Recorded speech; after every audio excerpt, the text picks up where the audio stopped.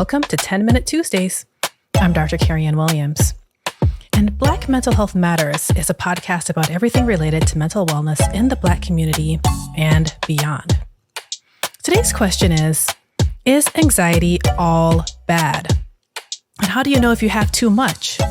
As a psychiatrist, it's my job to determine whether your anxiety meets the criteria for an anxiety disorder. So let's get into it. What is your definition of anxiety? Anxiety is often experienced in three parts: our thoughts, our emotions, and our actions. In addition, the threshold for whether something is considered problematic, or to use psychiatry terms, a disorder, has to do with the degree to which it affects your day-to-day life. It is possible for you to have clear symptoms of anxiety, but for it to not reach the intensity needed to meet the criteria for a formal disorder. Anxiety is something all of us experiences, but not all of us meet the criteria for an anxiety disorder. So how can you know if you have an anxiety disorder? Well, a podcast can't tell you that. I would recommend an assessment from a trained mental health professional.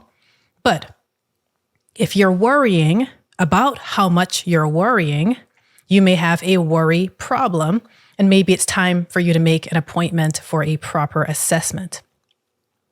Anxiety is the body's alarm system. It's the body's alarm system. It tells us that there's something we need to pay attention to right now, usually for self-protection. That self-protection aspect is what makes fear such a powerful emotion.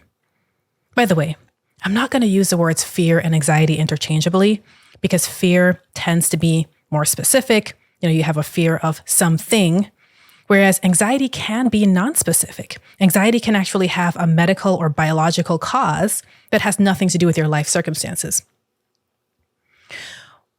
What happens if your body's alarm system starts going off when there's no real danger? In this situation, your anxiety is no longer protecting you. It has become a hindrance instead. Now, I mentioned that anxiety has three parts, so let's talk about the three parts of anxiety. I want you to picture a triangle in your mind. Thoughts, emotions, and actions form a triangle or a triad that intersects with one another to maintain an anxious state. If you're feeling the emotion of anxiety, that emotion influences your thoughts, and you're more likely to have thoughts that agree with that worry or that validate those specific fears. In a reciprocal fashion, if you're focusing on or have thoughts regarding reasons to be worried or fearful, then you will start to experience the emotion of anxiety. Thoughts and emotions fuel each other. Therapists often leverage that connection. They may spend some time helping people with their thought life, otherwise known as thinking about what you're thinking about. And through that self-reflection and intentionally focusing on your thoughts, you can help to lessen the influence that your anxious thoughts have on perpetuating your anxious emotional state. That's called top-down regulation in neurobiology. In addition, therapists will teach you emotion regulation skills. So they may spend some time focusing on helping you to directly regulate your anxious emotions. And if you can reduce the intensity of your anxious emotions, then they will have less of an influence on your thoughts. Then there's a third part of the triad, your actions.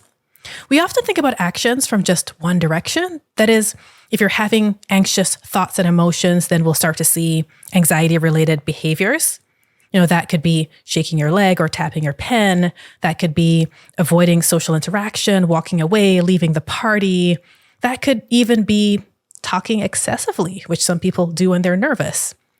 Those are anxious behaviors, and they occur as a result of anxious thoughts and emotions. But in this triad, as I mentioned before, things can work in the reverse too. It's reciprocal.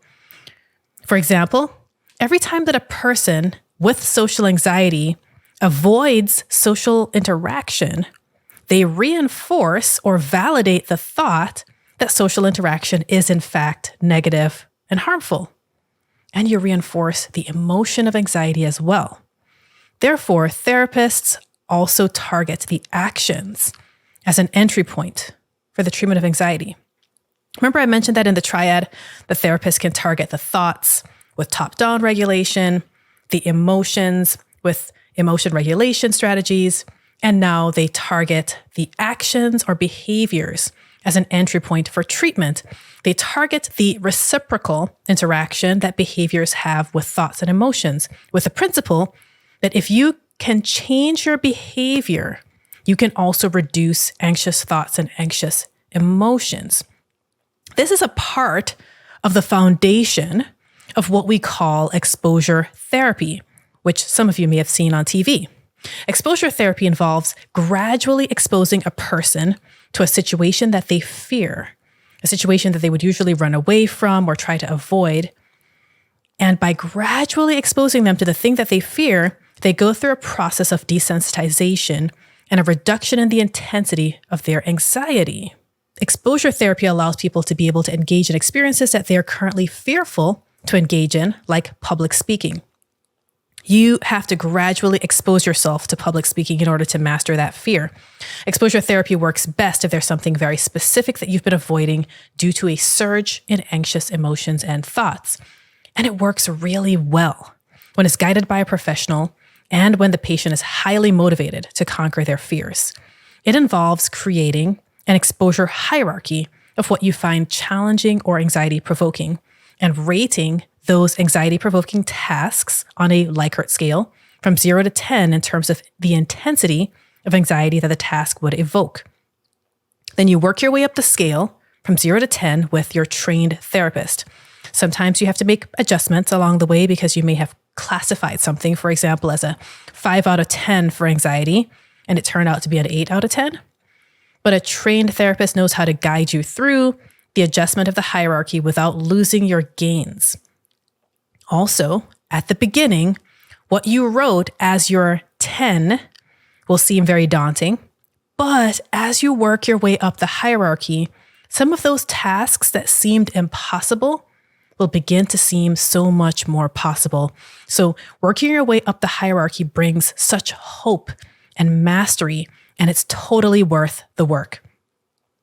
Now, as we come to a close, the one thing I haven't mentioned yet is that if you want a therapist to provide specialized treatment for anxiety, especially exposure therapy, then you want to look for a therapist who is trained in and regularly provides a type of therapy called cognitive behavioral therapy, or CBT. Now, here's the thing. Every curriculum that trains people to do therapy includes a class or series of classes on CBT. So every mental health therapist is aware of CBT, but not every therapist specializes in providing CBT. So if you ask someone if they're trained in CBT, yes, they are. But if you ask them how often do they provide CBT as a primary form of therapy for their patients or clients, that's a more specific question. Do they provide formal exposure therapy with their patients for specific phobias or fears? That's a specific question. This will help you to figure out whether the therapist specializes in CBT. Unfortunately, the number of people specifically trained in CBT is a very low number. So if you're not looking for formal exposure therapy, if you're just looking for a general anxiety treatment, then you can see anybody. It's better to see somebody than to see nobody if your anxiety is affecting your life negatively. So don't let that deter you from seeing a therapist. All of us as mental health professionals know how to treat anxiety. It's technically a bread and butter type of therapy to provide. It's just that CBT has a very strong evidence base, particularly for exposure therapy. And guys, that's it for today. This is definitely not a comprehensive lesson in anxiety. And remember, if you're worrying about how much you're worrying, then it's time to make an appointment with a psychiatrist or other qualified mental health professional. Let me know if there's anything I talked about today that you would like for me to expand on or speak more about in a future episode. Thanks for joining me today for this 10-Minute Tuesday. You've been listening to Black Mental Health Matters with Dr. Kerry-Ann. Take care and have a great week.